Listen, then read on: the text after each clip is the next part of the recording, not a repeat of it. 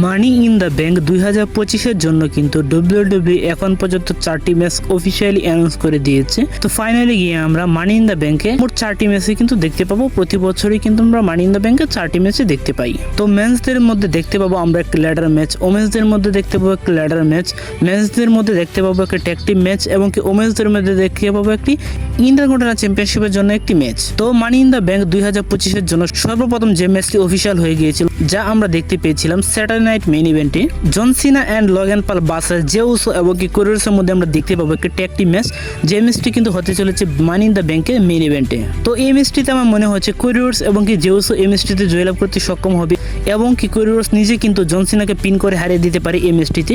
তো তার মধ্যে দিয়ে আমরা সামারস্ল্যামে গিয়ে হয়তো দেখতে পেলাম জন সিনা এবং কি কোরিয়ার্সের মধ্যে আবারও আনডিসপিউটেড WWE টাইটেলের জন্য একটি ম্যাচ। এছাড়া আমরা দেখতে চলেছি ওমেন্সদের মধ্যে একটি আইসি টাইটেলের জন্য ম্যাচ বেকি লিঞ্চ এবং লাইরা বেলকেরিয়ার মধ্যে। তো তাদের মধ্যে আমরা অলরেডি একটা ম্যাচ দেখতে পেয়েছি ব্যাকল্যাশে, সেই ম্যাচটিতে কিন্তু বেকি লিঞ্চ হারতে বসেছে।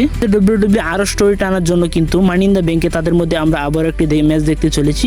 তো বর্তমানে স্টোরি দেখে মনে হচ্ছে এইবার হয়তো বেকি লিঞ্চ জয়লাভ করতে পারে লাইরা বেলকেরিয়ার বিরুদ্ধে। তো লাইরা বেলকেরিয়া কিন্তু ছিল ফার্স্ট ওমেন্স আইসি চ্যাম্পিয়ন, তো এখন পর্যন্ত কিন্তু তাকে কেউ হারাতে পারেনি। তো আমি ধারণা করতেছি যে মানি ইন দ্য ব্যাংকে লাইরা বেলকেরিয়া হারতে চলেছে এবং কি বেকি লিঞ্চ হতে চলেছে নিউ আইসি চ্যাম্পিয়ন।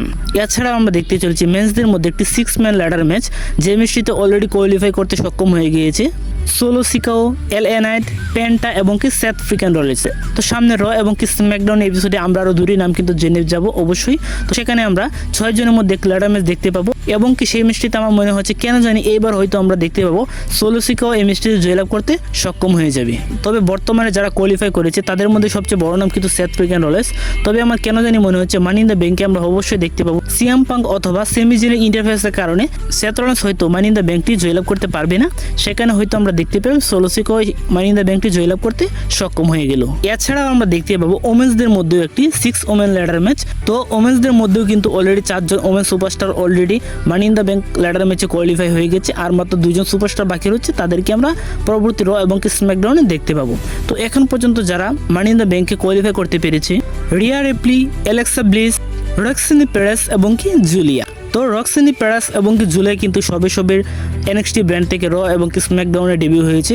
তো তাদেরকে অলরেডি কিন্তু মানি ইন দ্য ব্যাংকে কোয়ালিফাই করতে সক্ষম হয়ে গেছে। তো দেখা যাক তাদের 2 জনের মধ্যে একজন কি মানি ইন দ্য ব্যাংকটি জয়লাভ করতে পারে কিনা, অথবা অ্যালেক্সা ব্লিস কি পারে কিনা মানি ইন দ্য ব্যাংক জয়লাভ করতে।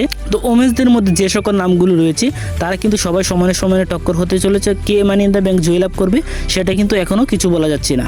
তো মানি ইন দ্য ব্যাংক 2025 মেন্স এবং ওমেন্সদের কে বা কারা জয়লাভ করতে পারে অবশ্যই কমেন্টে জানিয়ে যেতে বলবেন না। তো আজকের ভিডিও এই পর্যন্তই। ভিডিও ভালো লাগলে অবশ্যই লাইক, কমেন্ট এবং কি সাবস্ক্রাইব করে পাশে থাকবেন। ধন্যবাদ সবাইকে।